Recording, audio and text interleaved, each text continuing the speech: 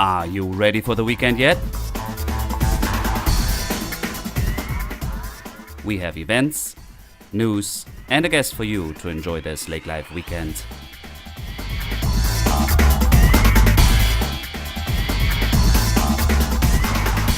Hello and welcome to another episode of Lake Life Weekend Podcast. I'm Dirk, I'm your host. We are approaching weekend 24 already. Summer is pretty much in full swing. Thank you for tuning in. To our new listeners, welcome to the area and welcome to our podcast. To our fans and subscribers, thank you for tuning in on a regular basis. I can see the statistics and see our downloads. I very much appreciate how much you enjoy our program. Feel free to email us at any time to hello@lakelifeweekend.com with some feedback. That's much appreciated. In this issue today in our program, we have an interview with Steve Erickson. He's the academic dean of Mstate in Detroit Lakes, and we learned some really interesting facts about going to college at Lakes Country and the programs available and those things. I thought it was fascinating. I myself studied at the Baltic. It's not Lakes Country, but there's water in the air, and I really enjoyed studying close to like a grounded environment, very like here, natural. I can connect to nature, and I actually thought it is a really interesting campus. You are in the heart of Lakes Country, so enjoy this interview with Steve Erickson in a little bit. I want to share some facts about the area here. We have Perham with Turtlefest coming up. It's the 40th anniversary. Please go to our website, lakelifeweekend.com. We post regular events and all the schedules. There is turtle races as a tradition and all kinds of vendor happenings in downtown Perham coming up. Very cool. This weekend, in fact. And then we have the 150th anniversary of Otter Tail County, and there's a series of tours through the communities. Last weekend there was one in New York Mills. This weekend, in fact, is one in Perham, and I believe the following weekend, or Friday, Thursday, there will be one in Fergus Falls. So stay tuned on that. Check our website for those. It's really a lot happening already. There's upcoming events. Phelps Mill is having its annual fest there in July. So stay tuned and check our website regularly, daily updated with events. Now, I don't want to keep this any longer, actually, from our interview. A big thank you to our sponsor at Ease Dock and Lift on Highway 10, just leaving Detroit Lakes. If you're considering to get a new dock or lift this year, please check and visit Mike or John and speak to them. So, yeah. Thanks for tuning in. Enjoy our program with Steve Erickson. I'll hand this over, and you have a great weekend ahead.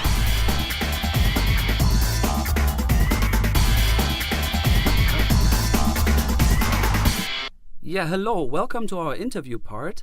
I'm here with Steve Erickson, the academic dean of Mstate in Detroit Lakes. Hello, Steve.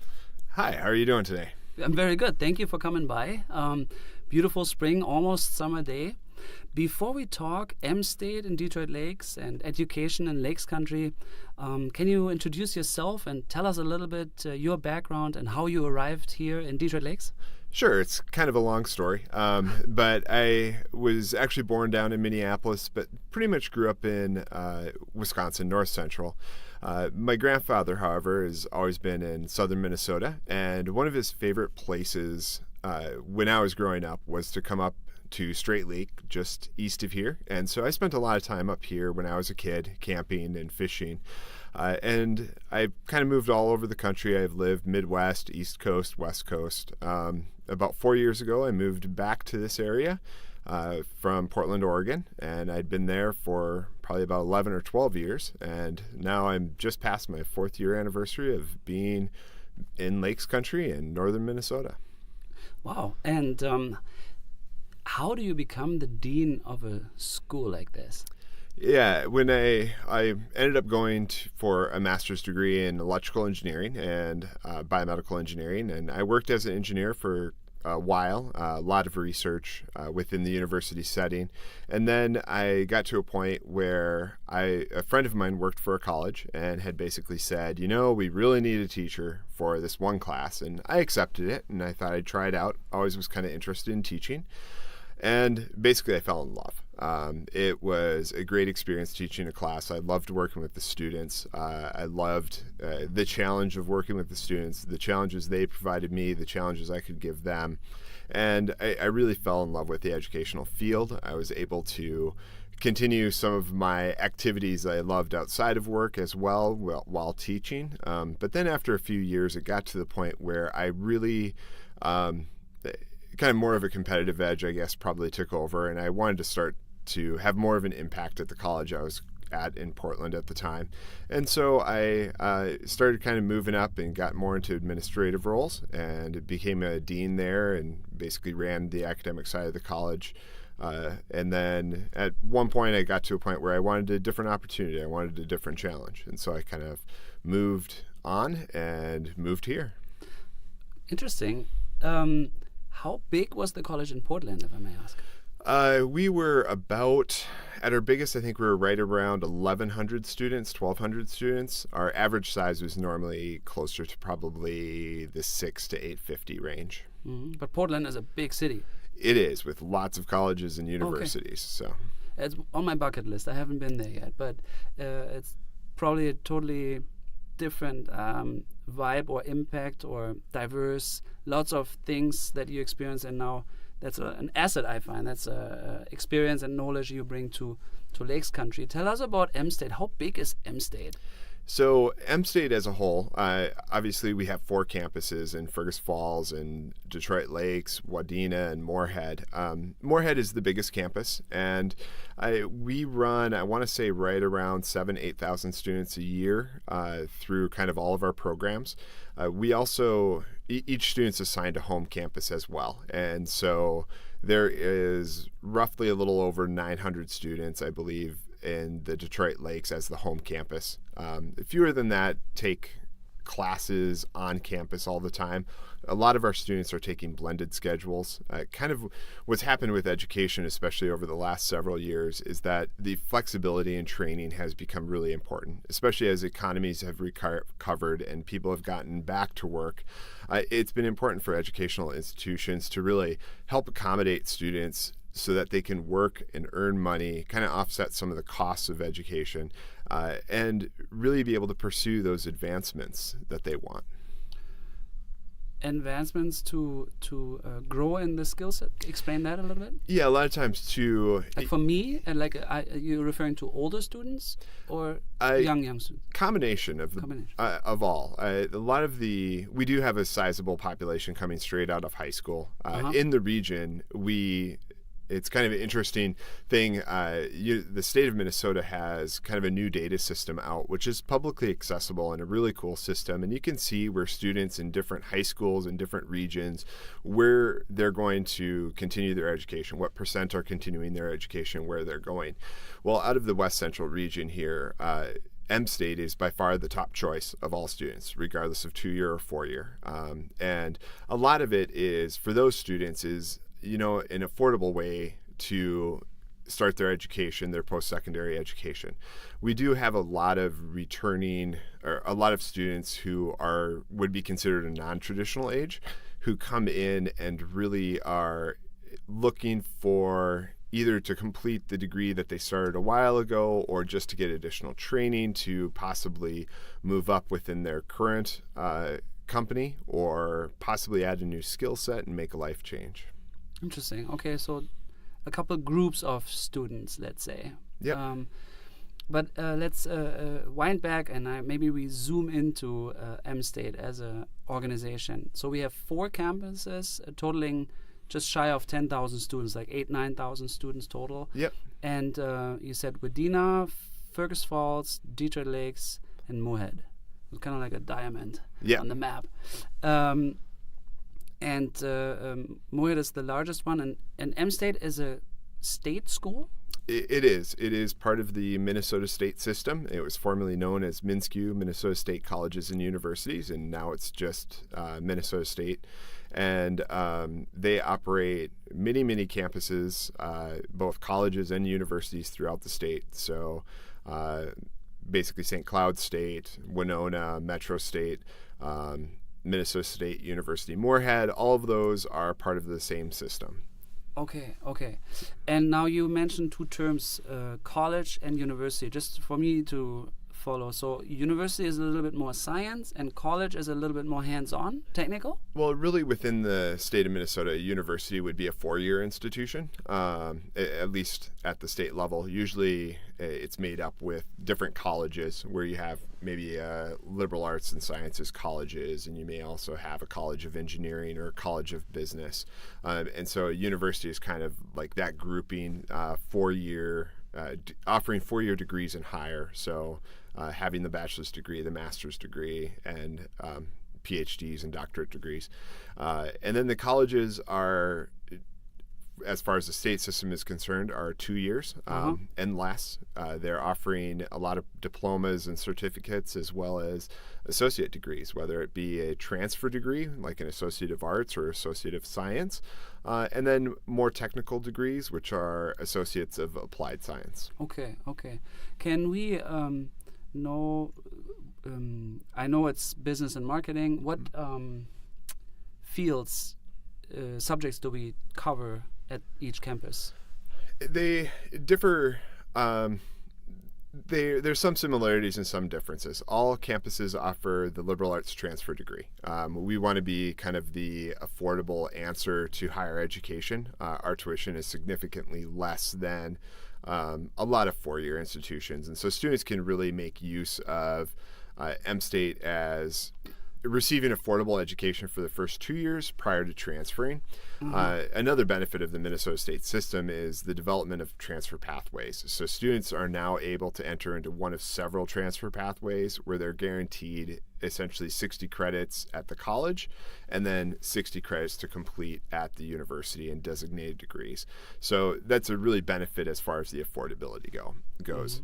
As far as other programs, if you kind of take a tour of the Mstate campuses, Fergus Falls is traditionally the transfer institution where most of their programs are centered around the liberal arts and having great breadth in courses and really having that liberal arts experience.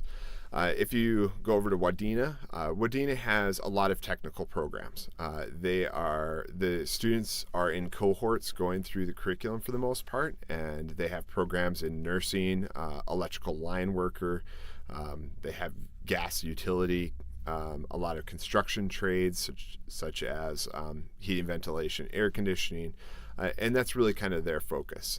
Detroit Lakes has very large healthcare programs, and we're looking at actually starting up a new one, which is medical assisting, kind of filling a gap in the healthcare arena. And then we also have strong programs in business and in design with architectural drafting as well as civil engineering technology. And we also have a really fun and kind of big program in power sports technology where students can work on snowmobiles and work on motorcycles and ATVs, and we're adding marine into that program as well now, and so students will get some work on outboards and stern drives and things like that. Kind of a perfect program for lakes country. Yeah, the lake life stuff I was just going to say. Exactly. Lake life school. Yeah. Moorhead is kind of almost a do-it-all. They're in a big market. Fargo-Moorhead is obviously a lot larger than the other communities, and they offer a lot of transfer degree opportunities, including actually a transfer program in engineering with an excellent articulation with NDSU. And then they also have a lot of technical programs, whether it be kind of automotive or diesel technology, again, into the building trades up there, and other things like mechanical drafting and human resources and things like that. Very interesting, and as many people know, and you know, I'm from Germany, and we have all those apprenticeships, which we know the term here, but I don't match it with like being on the job and being in school. So I have an apprenticeship in banking. I was with Dresdner Bank for 3 years, and I completed, I think, within the 3 years, you complete 1 year in school and 2 years on the job. And that was like, I think, every Friday, or actually we had week on, like 1 week the month we were in school, and 3 weeks we were on the job. So a quarter school time, and we studied law, anything theoretical about the job was taught, and then the practical experience was within the company, and then I got a paycheck. So I didn't have to pay, and that's a government. You probably know exactly what I'm talking about. Now, when I hear the keywords about the campus in Medina, you said line worker or a lot of construction jobs. These are traditional apprenticeship programs in Germany, where it is very beneficial that I have and they're Gesellen. Gesellen are the like little helpers, yeah. So until you get your first certificate, graduation or whatever, you're just the little helper, and you're the one with the broom at the end. You clean and you help and you look over the master's shoulder, and you get. So isn't that like screaming for opportunity, where we say like, hey, I need more help, and then and you mentioned earlier pre-talk that Minnesota is going towards this a little bit.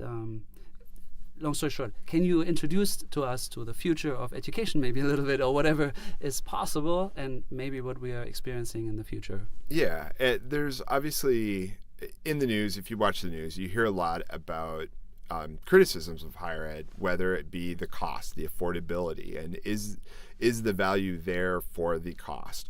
And you know, that's one thing at being at a 2-year college that's excellent, because we really prepare our students to go straight into the workforce, and we have excellent placement rates and things like that. But over the last year or two, the federal government has really increased kind of the talk around apprenticeships in general, and not necessarily in the standard apprenticeship fields. So typically, as you had mentioned, like construction trades is a typical apprenticeship where there are definite steps where they work through, and your advancement is based on how many hours you have on the job and your training and things like that. Well, throughout the country, through a series of grants with the Department of Labor, they have really tried to expand apprenticeships and into some fields that are not necessarily a typical apprenticeship field. And so, for example, throughout the country, there have been expansion into even healthcare related fields of getting students out there sooner. And so this is an area that I've been looking into, because I think honestly Detroit Lakes and kind of our area is prime for an opportunity like this. If you talk to employers, they have a hard time finding workers, and honestly, and skilled workers, yep. And honestly, as an institution, we're out there looking for students to kind of continue. And there's, I believe, a way that we could partner very effectively with industry to be able to shorten that pipeline. Number one, if we can get students into a workplace sooner, they will be able to gain that practical experience as well as gain the theory. And there are some industries that have had a lot of sponsorships, where an industry or a company will sponsor a student going through school. The benefit of the sponsorship for the company is honestly that they get to have the student work for them at least part-time during the school year, and a lot of times full-time during breaks. They often help out the student through kind of an agreement between the two parties about tuition and how that will be paid or reimbursed. But really the benefit to the company itself is that they're getting not only a graduate when the student finishes, but they're getting a graduate that has 2 years of experience already. And so that's in kind their of company, even in their company. So they know the processes and the morale and the logic. So this is kind of like a privately orchestrated apprenticeship as I know it. Yes. Or arranged, I should say. So that is one version that already exists. Yes. Sometimes. Yep. So what is the talk, or like how would an apprenticeship look like in other places of the country? You mentioned where in the trades we already have it. Is it similar to what I have experienced, like a week in school, 3 weeks on the job. How is it currently practiced, if it's practiced? It's really just starting to emerge at this point. And so I don't think there's one single model that's out there. I think there's a lot of room to kind of design as we kind of go along, figure out what model do we want to offer, and really go after the appropriate approvals then.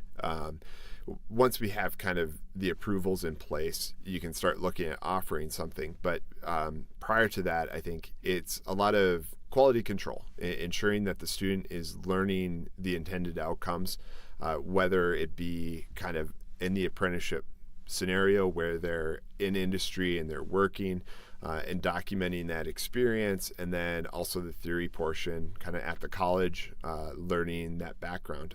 Honestly, I think there's a lot of room for kind of this apprenticeship model in different industries, and kind of exploring how both the educational institutions and private industry can work together to really solve the workforce shortage. And that's what we're about. We want to make sure that we're putting students into in-demand jobs, and doing it in a way that is reasonable for the student, gets people kind of into industry and being productive citizens quickly. Mm-hmm. So I think I heard like 2 years ago, or 3 or 2 or 1, there was a vote in the state level where this was already discussed in our Congress or something in Minnesota. So I think it did not pass or something, but it's still an ongoing dialogue. Yeah. So where are we in Minnesota on like a state legislation level? Can you give us an update there? You know, honestly, I'm not sure. I'm kind of in my earlier stages of taking a look and identifying a couple of industries. Manufacturing is one of those industries where I think we have a lot of opportunity to work together, and honestly work with the high schools and work with industry to kind of create that pipeline of students to fill all of these vacancies and jobs that we have. And a lot of my work from here on out is really kind of seeing what is the state of it, what are the regulatory approvals that we'll kind of need to look through and figure out. Okay. So very interesting, and I'm looking forward to the future and follow that. So if I am a young individual finishing high school, and actually we're in graduation mode right now, right? Yeah.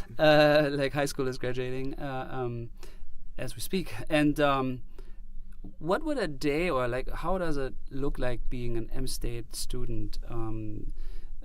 Where do they live? Like, how can you describe a little bit the campus in Detroit Lakes? Like, is there housing, or like do they live at home? They have a parking lot that arrived. Like, how does that work? So Detroit Lakes, for the most part, is a kind of a commuter campus where a lot of our students are from Detroit Lakes or surrounding areas that drive to campus every day and kind of take their classes and go on their way. We do have a strong student life and student government program and student activities. I would say there's definitely a group of students that is fully engaged in those activities. Others are really there in between kind of their work schedule and their family life. And so there's kind of almost two different personalities. For those students who are coming from a distance or just want to get out of their home, their parents' house, we actually have an apartment complex that's close to the college right across the street, and that apartment complex works very closely with our students. We're not affiliated with them, but they hold housing for some of our students who would like to stay close to campus. Honestly, for the students graduating high school, you may not want to live with your parents right after high school, but honestly, it's cheap. Yeah. It's a very cost-effective way to do it, and you have support mechanisms right there at home. Yeah. Okay. Now, I think we covered the high school or post-high school student. Now, for employers or like even for young professionals that want to add another skill, let's say, I don't know, do you have project management, or like is there some skills that like me as an administrator I can get like a 1 year, or you mentioned the keyword certificate earlier. Yeah. So what is available for me to get while I work and live education? Like explain that a little bit, that field and those opportunities or services offers. Yeah, honestly, we have certificates in pretty much almost every major. And part of this is really to have stackable credentials where a student can come in and say they want to go down the path of business. We have different entrepreneurship certificates that they can take that would dig deeper into sales or dig deeper into kind of another area. And then these certificates, we actually have a business management, marketing, and sales diploma, which is basically a 1-year deal. You come in, you get the classes done if you go full time, and then you can have this diploma. And then if you want to continue on, it stacks into a degree program. And so you can find that kind of across the campus. Another example is with like civil engineering. The first year is basically a survey tech program. And then if you continue on to the second year, you move into kind of the civil engineering technology field. And so the idea is to have these smaller, shorter term things that you can get in and kind of complete, and then go back to work or find a job a little bit more closely related in the field, and then eventually move on to a degree program if that's what you choose to do. What if I had an employee if I was a business owner, I say, yeah, she is responsible for these, and these, and I want to grow that individual, and then I think every Wednesday she should go to class. Is that, how would that work if I want to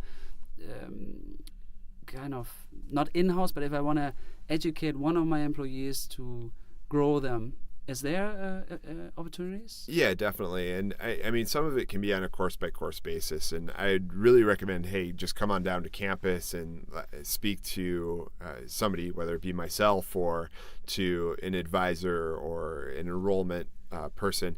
And they can really kind of tailor a plan. I mean, with the flexibility needed by today's student, approximately half of our students take all of their classes on ground in a traditional or semi-traditional format. The other half of our students are taking at least one online class a term. And so you see a lot of students doing different things to accommodate work schedules. The different kind of modalities of delivery are better or worse for some people.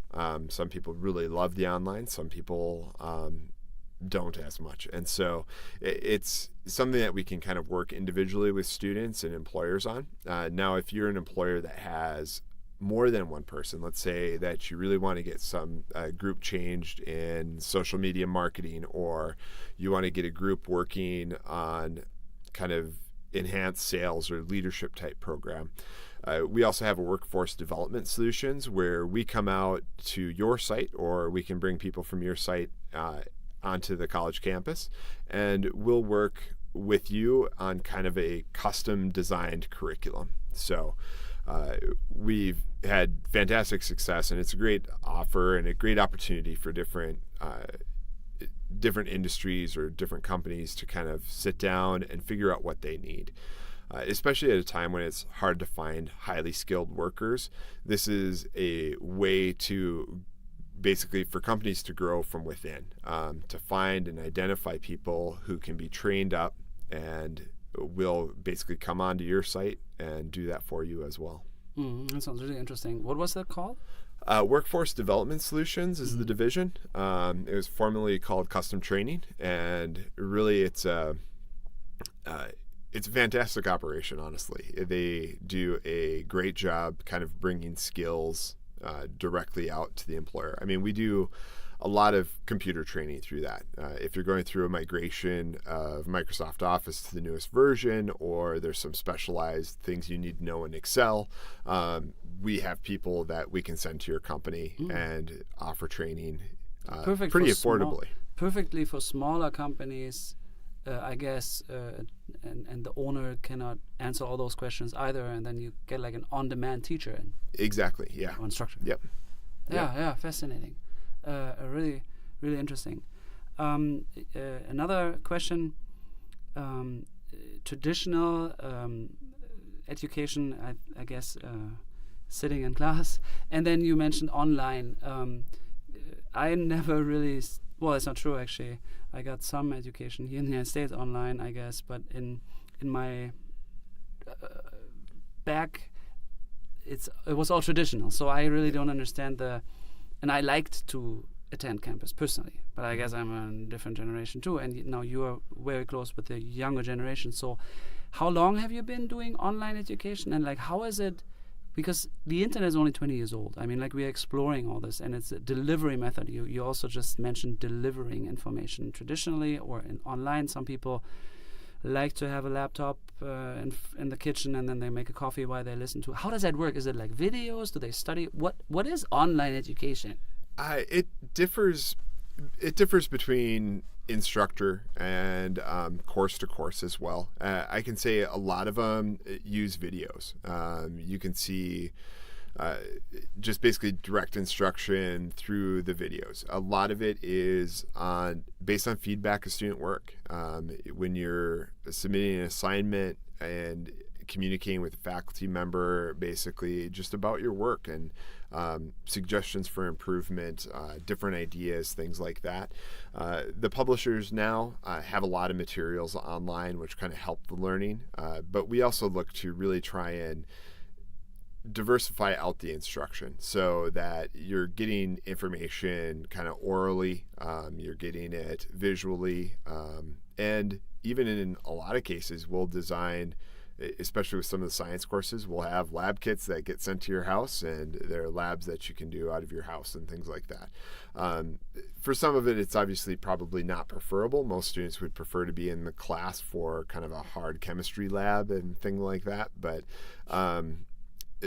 there are ways that we really try and engage the student online. And that is, we actually have a whole department within our college, the Center for Teaching and Learning Technology, and they work with faculty on kind of the organization, especially on online courses, and how to really interact with the student and make it an effective classroom experience. Mm-hmm. It's a little bit different. I've taken a fair amount of online classes myself, and it is different than sitting in the classroom. Discussions are different, but honestly, I found the discussions do occur, and they are happening, and some classes they're better than others, but for the most part, through the different technologies, there's been a great improvement. I think online first emerged, like online classes actually emerged, I believe, in the late 90s, and pretty early in terms of everything. That's when people were first starting to get their email addresses for the most part. And so then once that all happened, it started more as correspondence. Here's your homework, do your homework, submit it. And now we're really trying to move into that engagement piece, and how do we engage further, and how do we develop that interaction in an online environment.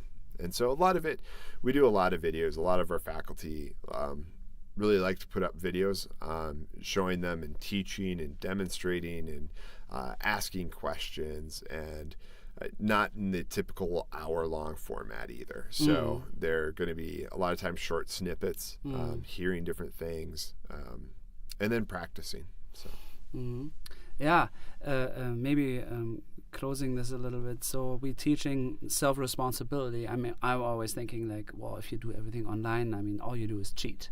But like, maybe are we also nurturing like self-responsibility? Because I remember university in Germany, it's like, it's not high school. I mean, like, you're on your own, you're self-responsible, you got to figure this out, and you do it for yourself. Either you fail or you succeed. So is online a good actually opportunity also to demonstrate self-responsibility? Especially self-motivation. To be a successful online student, you have to be pretty self-motivated. You can't procrastinate a ton. You need to get your stuff done, and you need to get it turned in, and you need to get it turned in at high quality. A lot of it is a little bit more project-based. I know when I was in school, very exam-heavy. Take this exam to show me what you know. We still have exams online, not in every class, but a lot of classes will still have them. A lot of them have proctored test requirements. So to take that test, you have to go somewhere, potentially. We also have options where you can be proctored online. And so some students basically can take the exam, but it's actually very strictly regulated to make sure that it is the student doing their work. The other component is overall, I mean, honestly, we have a pretty strong academic integrity policy, and we really work to ensure that it is the student completing their own work, and we expect them to stay motivated and get it all turned in and all of that. You mentioned earlier successful placement rates. Do you know the statistics? Like how many job offers does a graduate get, or what's the placement rate? Yeah, so typically the college as a whole is in the low 90s. We use the standard placement rate methodology that the state of Minnesota uses, but typically our placement rate is in kind of the low 90s. Detroit Lakes is usually higher on that. Out of the 4 campuses, it's a very strong placement throughout. I believe this last year we're like just shy of the 90% mark, but still pretty good. I mean, at that point, you're talking about everybody who wants to be working is pretty much working. Yeah. And a lot of our students continue their education too. Transfer on to Minnesota State University Moorhead, transfer to NDSU. Those are kind of our top 2 transfer institutions. Okay. Yeah. Did I miss anything? Did you wanted to share anything else about the college and campus? No, it's just kind of an exciting time to be in higher ed. I mean, there's a lot of changes. We're really taking a look at accountability. We've been asked, I mean, really, the state of the educational system now is it affordable and is it valuable, and how can you show us that it is? And so it's really been a shift over, I mean, up to really the last 10, 15 years of really being able to demonstrate that accountability. And so that's you as a provider, as an education provider? Yeah.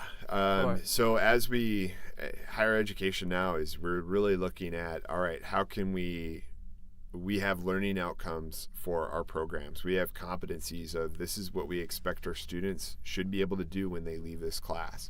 And it's now expected that we can prove that, yeah, our students can do this when they leave a program or leave a course.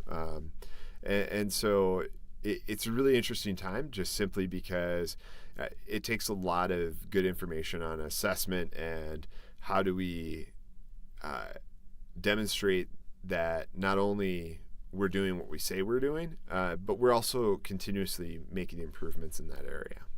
So. Okay. Yeah. Really interesting.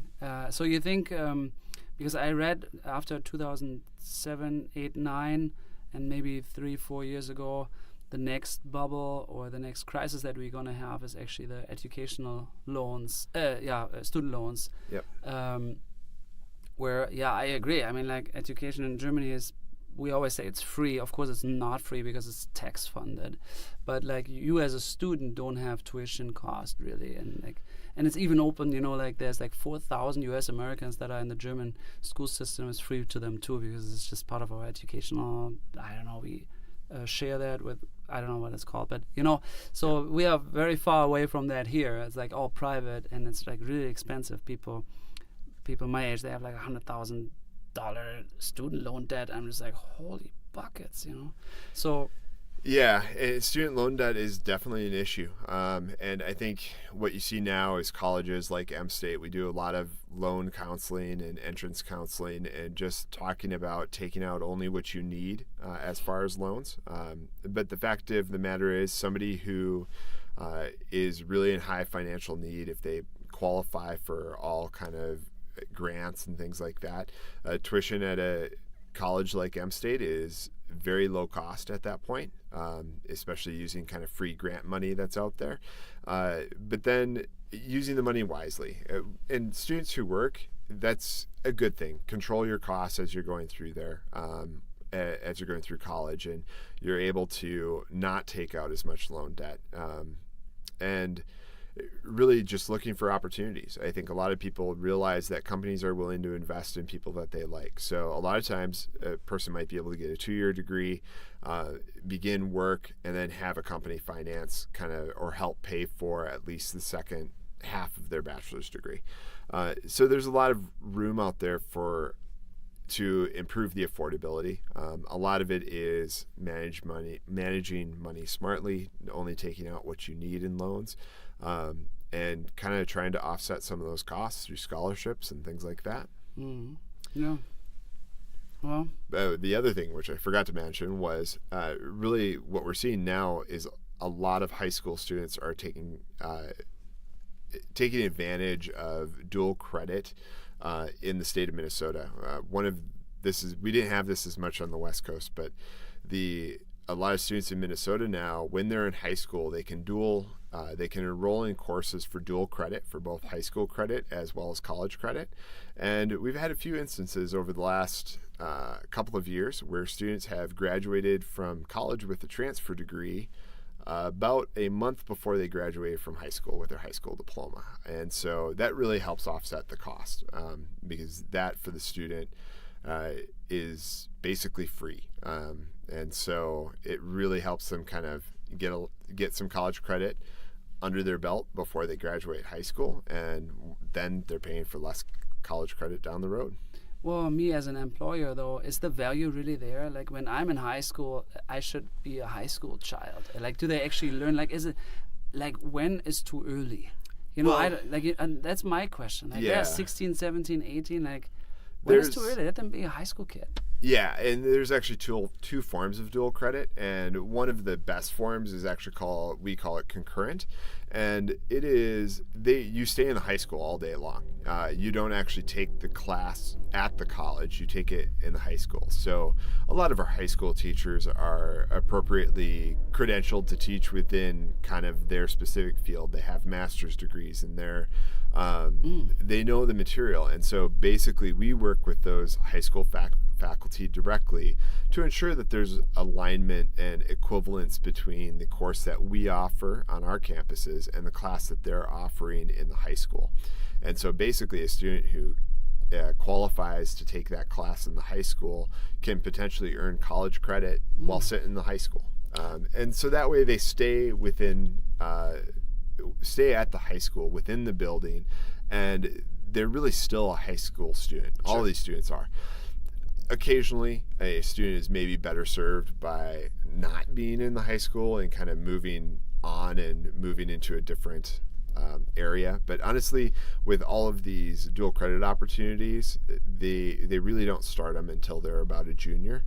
And even then, we really do hope that they take advantage of kind of the concurrent program and what their high school offers. Well, that was very insightful. I appreciate that. Usually I close this out with asking what you like about lake life, or like, how does your lake life look like as a private person? Oh, for me, it's spending some time out on my sailboat. You have a sailboat? I have a sailboat. I've been sailing for a lot of years now, and this is about my 4th sailboat I've owned. Wow. And then I also like to spend time on my stand-up paddle boards. Oh, cool. Okay. So you're an active lake life, water, sail, stand-up paddle. Yeah. Yep. You're on the lake. And some ice fishing in winter. Okay. It's not just summer up here. So. Yeah. So you're on the lake in the winter and the summer. Yep. Awesome. Okay. Thank you. That's good. Well, thank you very much for coming, and you have a wonderful weekend ahead. Thank you. Thanks for having me on. Thanks. Yeah, this was already our newest episode of the Lake Life Weekend podcast. We sure hope you enjoyed it. Tune in again next week with another great guest and updates. Always check out our website, lakelifeweekend.com, and if you have some comments, please feel free to email us at hello@lakelifeweekend.com, and you have a wonderful weekend ahead.